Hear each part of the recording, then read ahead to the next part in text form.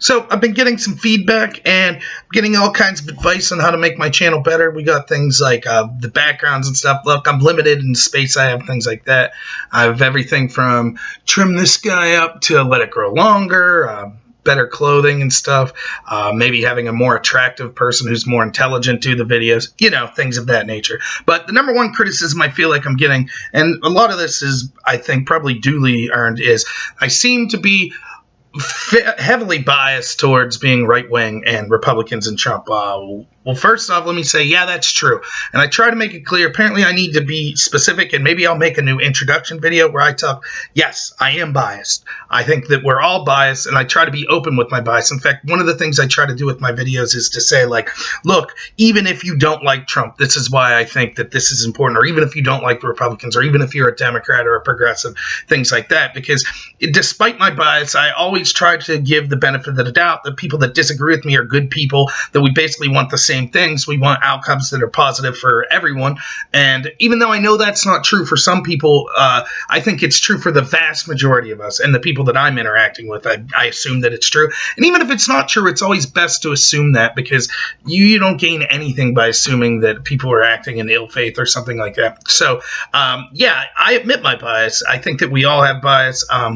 But it is, despite having my bias, I still should call out things that people on my side do when they do things wrong. So, in thinking of that, I wanted to do this video on just a short list of things that Trump and Republicans have done that I don't like, or that somehow that I'm against. So I'm going to start with Trump, and then I'll work to Republicans more specifically in general. So I got my list here. I'll be looking down for a second. Number one thing is Trump's insults. I think it's I don't even mind like, if you're a comedian and you're insulting people, fine, whatever. The more prestigious of a position you get, though, it's like maybe you should knock that off, and you certainly shouldn't punch down. So if, like, Trump wants to insult Putin, which seems like he never would, right? But if he wants to insult Trudeau or something like Merkel, whatever, like, it's not very political. I don't prefer it, but it's even more absurd when he's, like, insulting Rosie O'Donnell or Kathy Griffin or, you know, Jim Acosta or something. It's like, you should be above that. You're president of the United States. You shouldn't be punching down like that. It's just childish and stupid, and I don't think it helps him whatsoever. And I think a lot of Trump's fans, like, they like this brashness, but you could be brash without being a jerk, right? Like, you could be humorous. You could be affable. You could be someone who connects to the regular people without, like, calling Stormy Daniels horseface. It just is stupid. Like, and I don't get it. He spends a lot of time doing it, and I just think it's unbelievably dumb. This is on the note to list. I guess this is a small thing, but I absolutely despise the way when Trump's giving a speech, he'll repeat a line. It's like he's thinking in his head, like, okay, I'm trying to come off sounding like this is totally spontaneous and like I wrote this speech. And so this little trick I learned to do is like to repeat a line. So he'll be like, the economy is growing at levels that we've never seen before.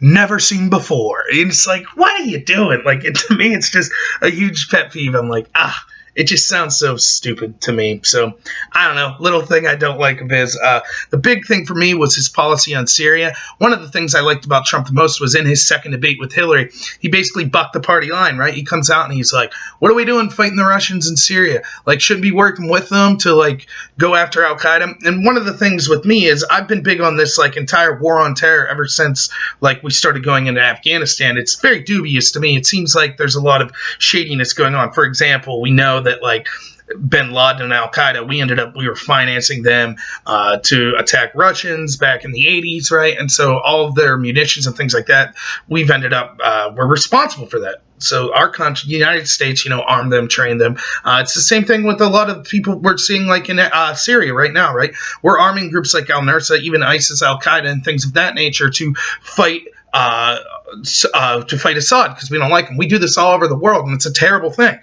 We should keep our nose out of this, right? Like, we have no business. And every time it seems like we arm some kind of rebel, it comes back to bite us in years in the future. So why are we doing this? So anyways, when Trump said this in the second debate, I was like, that's great. But the Republicans and Democrats and the entire media, I always say this, anytime they agree on something, you know that's something you should, like, raise an eyebrow and be looking out for. That's the only thing that I can't believe that Trump would say that. No. And then when he reversed his stance and got hard on Syria, that's, like, the only time that, like, the left-wing media was was like, oh, okay, yeah, Trump's doing something reasonable here.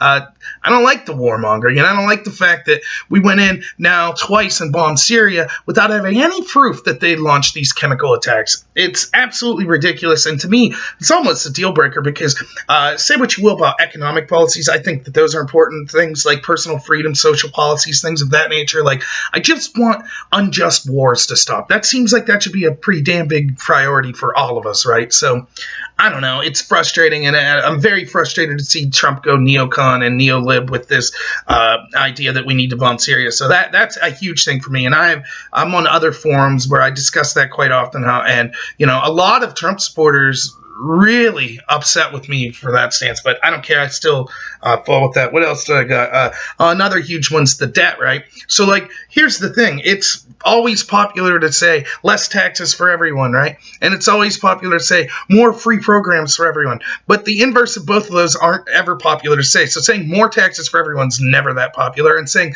less programs for everyone's never that popular. But the truth is that there's a direct correlation, right? So if you're going to have more programs, you need more taxes. If you're going to have less programs or less taxes for everyone, that means less programs for everyone. So the Democrats always want to be like, oh, more programs for everyone, and not telling you how much it'll cost them. And the Republicans, it seems, Trump included, always want to be like less taxes for everyone, but then not follow through on the less programs for everyone. So what this leads to with Trump is that you see the debt exploding, right? And now for every fiscal conservative out there that rightly criticized Obama for this, where are you now, right?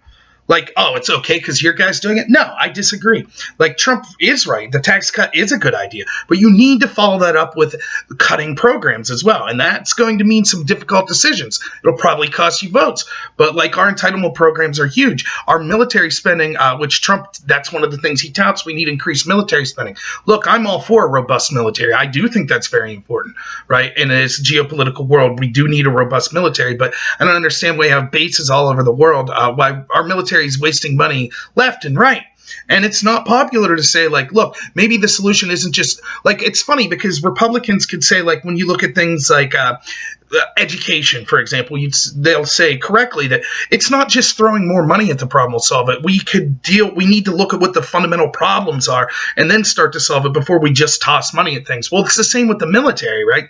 Just tossing money isn't, there's so much bloat, there's so much waste, things of that nature, right? Like, we need to, the military needs to be fundamentally redefined as to what it's doing. It's no longer going to be that we're fighting these, like, massive world wars using things like tanks and things of that nature. It's more about fighting terrorism, limited strikes, being able to be mobile to go into places without having bases stationed right next to there, things of that nature. Instead, we got bases all over. And I mean, there's ridiculous things you can see. Like, we're spending, like, there's millions of dollars that are spent on, like, football leagues for bases of soldiers in Germany and things like that. Look, I support the troops. I think that every one of them is incredible, regardless of their motivation for coming in. They did something that I physically wasn't capable of doing, and even if I was, I don't know if I would have the emotional or the spirit to be able to do it. And so, like, I just think that they're wonderful, awesome people. But the way I would support the troops if I was in office is bring them back, right? Stop these regime change wars. They don't need more money thrown to government contractors for the military. We need to be focused more on the troops. And I think that that's something that Trump hasn't done a good job of. And so we see that, like, the debt's exploding. He wants to throw more money at the military, and we need to rein in that debt because inevitably it's going to come calling, right? And we're only hurting our future and our children. Also, something that I'm big on is the Federal Reserve. I think the Federal Reserve is a sham. I don't think it should exist. For those of you who don't know, the Federal Reserve is not a government bank, right? They're the people that print our money. The idea of our country, like, there's a story, I remember Ben Franklin's over in the England after the Revolutionary War, and he was kind of like a celebrity over there, and they asked him, to, like, how are the colonies doing so great? How's the United States doing so great? Like, the amount of wealth you've achieved in such a short period of time, how's this possible? And Franklin was like, well, it's simple because we print our own money. Like, our government's in control of our money supply, whereas you borrow it from private banks in England. And so, therefore, you're always in debt and you'll never achieve this wealth. But for some reason, we changed that with the Federal Reserve policy under Woodrow Wilson. So we now have this Federal Reserve that's a private bank, that every dollar we have is an IOU to pay the Federal Reserve back, right? So they control things like interest rates, things like that, and they're a mess. I think they're largely responsible for a lot of the depressions and recessions we see. We should get out of it. We should end the Federal Reserve. We should go back to the United States government printing our own money and things of that nature. And I haven't heard Trump say a word in this. In fact, the only person you ever hear talk about this is Ron Paul, who I preferred much over Trump, but fortunately he got screwed because as an outsider he was screwed as well. So that's another thing. I hate when Trump goes after specific businesses, right? Like when he'll specifically be like, Amazon. Now, listen, maybe there is room for the government to go after Amazon. Maybe there is room for the government to go after places like Facebook, Twitter, things like that. But it seems like when Trump's out there talking about it, it's more of a personal axe to grind, right? So he's out there going after Amazon, and you just get the distinct feeling it's not because he's looked into all the facts and he's decided that Amazon needs to be gone after for the practices. It's more like because Bezos owns Amazon, and his paper, the Washington Post, is constantly going after Trump. So I don't think that's a good idea. If Obama was going after specific businesses, I would be against it. I'm against it when Trump does it. So I think that's really bad. And the last thing with Trump that I'll talk about, though, there's probably many more if I sit down and thought about it, but he has no humility, right? Like, and this is a problem with a lot of politicians, but certainly Trump personifies this as the peak. Like, you can't take an insult. You can't take criticism, right? Sometimes you just have to say, like, yeah, I could have did that better. Yeah, I failed with that. Or, but instead he has to go like guns a-blazing after anyone who like has any criticism of it whatsoever, and I don't think that's good. I think that we should have politicians that have more humility, that can admit like they didn't do things right. Again, this is something that seems to go for almost every politician, but with Trump, it just seems to be like taken to the exponential degree. So some of the things on Republicans specifically that I don't like. The first thing is that, as I say this all the time, the establishments, Republicans and Democrats, are almost the exact same thing. They have these petty, superficial differences, like they'll argue about abortion, things like that. But in reality, when it comes to the important things like bailing out banks, regime change wars, both of them are on the same side. And the Syria situation proves that, right? Like, it's funny, the Democrats are supposed to be the party of peace, but they seem to be joining with the neocons and always wanting us to go intervene militaristically in countries like Libya, Syria, Yemen, other countries such as that. So, I mean, I hate that about the Republicans, that basically they're the same as these on the establishment level. Now, I don't mean that this is true for like the local Democrat or Republican running at your local level. I'm not saying that. I mean at the high levels of the people that are really making policy, at the high levels of the Senate, Congress, and things of that nature. The first thing I dislike about a lot of the Republicans is that I tend to lean more libertarian. So on social issues, I tend to be more about personal freedom, less government control. So, for those, just a quick lesson, and this is a vast oversimplification, but basically you have two types of situations: economic policy and like social policy, right? Social policy would be like, things that affect your life in like marriage or drug legalization, things of that nature. So the governments tend to be for small government economically, so they don't want a lot of your taxes, but big government as far as your social life, so having control over things like marriage and things like that. The Democrats are the opposite. Socially, they say like, look, get government out of your life, and economically they say, no, we need more taxes, bigger government, and things of that nature. I tend to be smaller government all around. So on the social issues, I tend, at least what the Democratic Party used to be, I tend to agree with them, and on the economic issues, I tend to agree with the Republicans. So some of the Republican platforms that I don't like is gay marriage. I don't think I think that it's absurd that Republicans say that gay people can't get married. I don't care what you think about, regardless of like what your religious beliefs are on homosexuality or anything like that. I don't have any ill will towards any person based on their sexuality at all. I think they should be entitled 100% to the exact same laws and institutions that straight people have, period, right? And in fact, like, and I know there could be arguments that are like, oh, well, the institution of marriage is designed because we want to foster families and children having parents, which is true. And I think that it is a huge problem that we see so many single parent households. I think that's a lot of the problem we're seeing with things that happen in our country. Is, people are more likely to be incarcerated, to not do as well economically or educationally if they grow up in one parent household. So I do think that the institution of marriage is important. However, why is there any evidence whatsoever that gay people getting married wouldn't have the exact same benefits? In fact, I call for, and I'll do a specific video on this, but I think that there's a case for even if you are religious and you think that homosexuality is a sin, I think that you should still be for gay marriage, because to me, the benefit of gay people that get married and have a family and raise people that raise children that are in two-parent households then far outweighs whatever you think is a sin or not. And you know, as far as I know, for religious people, it should be up to God to decide like things like this sin. So marriage to me is always a good thing. If two consenting adults wants to marry, that's a great thing. So that's something I was against the Republicans, though I do think they're shifting more away from that. I think that it's almost settled at this point. Drug laws, I think something that Republicans are on that I find absolutely ridiculous. I think that we should have total legalization of marijuana and most drugs, but I'm for personal liberty. So as long as your decision isn't affecting other people, then I don't think that it should be illegal. If you want to consume particularly a substance that grows like natural, that's up to you. Now, you get behind the wheel of the car and hurt someone, or you're neglecting children, or you're robbing people based on that habit, then yeah, throw the book at people, right? In fact, if you even wanted the crime to be, have a bigger penalty for the crime if you did it while under the influence of these drugs, that's fine by me. I don't care. But I just think that like it should be up to your decision if you're not affecting people what you want to put in your body. So I'm against the Republicans on that. I think that the Republicans are hypocritical in a lot of things. Like I was talking about Trump, they're fiscally conservative, except they're not, right? When they're in power, all they do is explode the debt. Both sides do it, so it's just a lie, right? Another thing they lied about, like immigration and Obamacare. They ran on, we're going to appeal Obamacare, we're going to appeal Obamacare. And then they didn't because, it wasn't, the political winds weren't in their favor at that time or whatever. The same with immigration laws, right? We're going to toughen up the border. Yet they never do. It's because them, and this is true of all political parties, it seems like, particularly the two majors, the Republican and Democrat, they're not really interested in being sincere and doing what they think's best for their constituents. Most of them are, as parties, they're interested in maintaining power. So if it becomes a position that they ran on becomes unpopular, then they'll just change, right?